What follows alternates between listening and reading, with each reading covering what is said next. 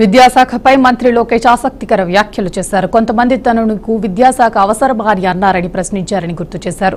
తాను first time ఎమ్మెల్యేగా పోటీ చేసి ఓడిపోవడంతో ఎంతో మంది ఎన్నో మాటలు అన్నారని అవమానపరిచారని అన్నారు. కానీ అక్కడ ఓడిపోయినా కూడా 90,000 ఎక్కడైతే ఓడిపోయానో అక్కడే 90,000 మెజార్టీతో గెలిచారన్నారు.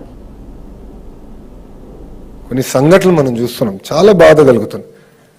మార్కులు తక్కువ వచ్చినాయన్నో, లేదంటే ఇంట్లో తల్లిదండ్రులు గట్టిగా చెప్పారన్నో పిల్లలు కుమిలిపోయి ఏకంగా ఆత్మహత్య చేసుకునే పరిస్థితికి వస్తున్నారు.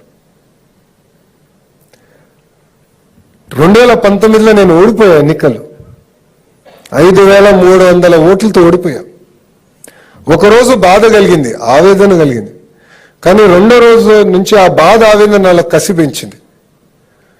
ఎస్, నేను కన్విన్స్ చేసుకోలేకపోయా ప్రజల్ని.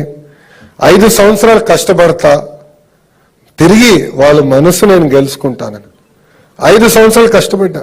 అనేక మంది అవమానించారు. జీవితం అనేది అదే, అనేక మంది అవమానిస్తారు, అనేక మాటలు మాట్లాడతారు. కానీ ఒక లక్ష్యం పెట్టుకుని పనిచేస్తే మనం అనుకున్న లక్ష్యం సాధించే శక్తి కూడా దేవుడు మనకిస్తాడు. తిరిగి అదే